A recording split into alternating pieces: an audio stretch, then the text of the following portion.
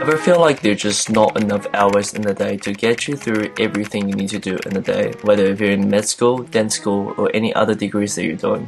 Trust me, I've been there. The struggle is real. But over the years, I've discovered some productivity hacks that have literally saved my ass so many times. And today, I'm sharing my top 5 with you.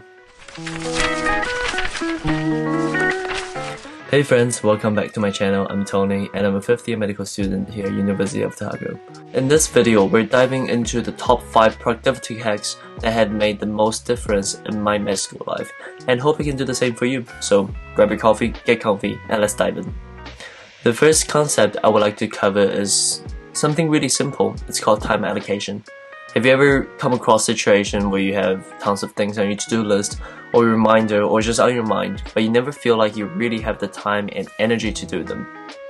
I know a lot of you is probably already, a reminder or a to-do list or a calendar user, and personally I've been using calendar or my to-do list for many years. But personally, my calendar, especially at the start, is essentially just when it's my next lecture, next tutorial gonna be, when's my next doctor's appointment, basically things I have to do to survive, or to please my Asian parents. And my reminder, on the other hand, is essentially a collection of things that I've spontaneously thought of, and let's call them my secret ambitions.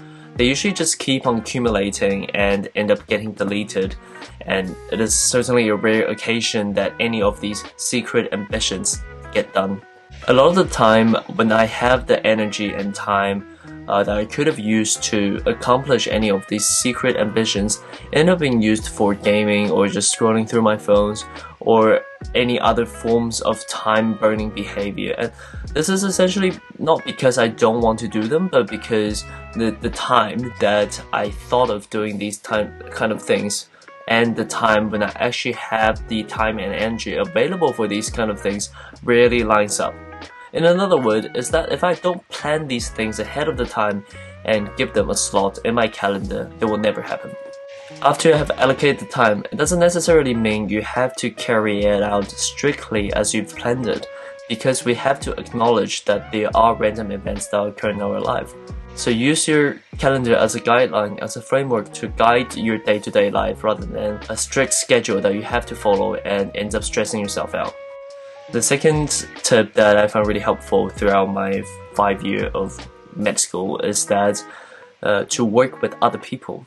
So if you're doing a degree like medicine or another competitive degree like me, often we fall into the mindset that if I help other people to accomplish, I won't get a spot myself. But there are also abundant evidence showing that working with peers improves your length of focus, your personal well-being, and your productivity. And especially the best form of learning is actually by teaching other people, because you are actively absorbing and reapplying the knowledge that you've learned. Personally, having an environment of people studying around me, especially when it's people I know, prevent me from getting distracted by my phone, which benefits my learning and productivity hugely. And this also leads to the next tip that I want to mention, which is to make boring things interesting. This is very intuitive. A lot of you who are watching this video is probably already listening to music while you're studying or something like that. So this concept is essentially applying something that's intuitive to a broader concept to our day-to-day living and improve our productivity not just for studying but also other aspects in our life. And a lot of you probably already heard of something called the Pomodoro technique, which is essentially a 25-minute work interval with 5-minute break technique, and essentially helps you to have a bit of relaxation frequently in between your study sessions to help you focus better and concentrate better. And the fourth hack I want to mention is to utilize the fragmented time effectively. So this technique is actually from my mom, who's a clinical psychologist. So there are often these chunks of 20-minute gaps that we have, and the minimal effective time for us to accomplish something that's productive is about 15 minutes. That allows to get into a concentrated mode and actually accomplish something. And personally, I have this app called Past Medicine, and I'm preparing for my 5th year exam. So when I have a time gap of, let's say, 20 minutes, I'll just go on the app, quickly go through maybe 4 or 5 MCQs, and just consolidate my memory on some of the medical content. You accumulate these 20 minutes intervals maybe 4 to 5 times a day, And by doing this consecutively for like a month, 3 months, or a year, you can make a significant difference in your learning and your productivity.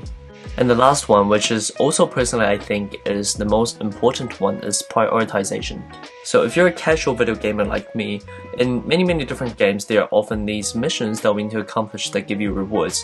And there are all these sort of different missions that you can get through, as each one of these give you sort of different rewards.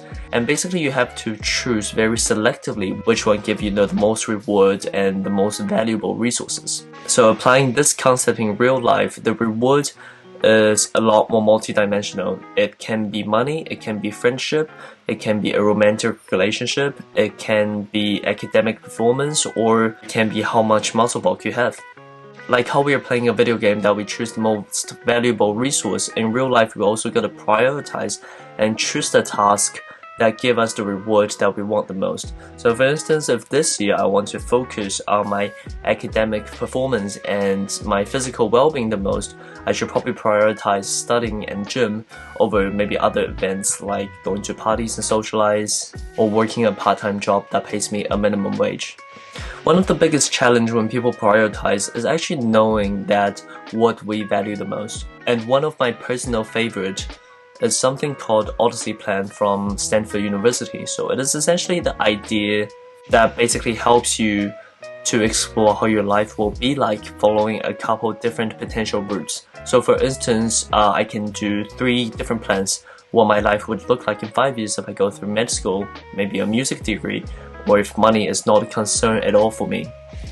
And the end goal is not to pick among one of these 3 pathways, whether if I'm going to go through med school, a music degree, or just have tons of money.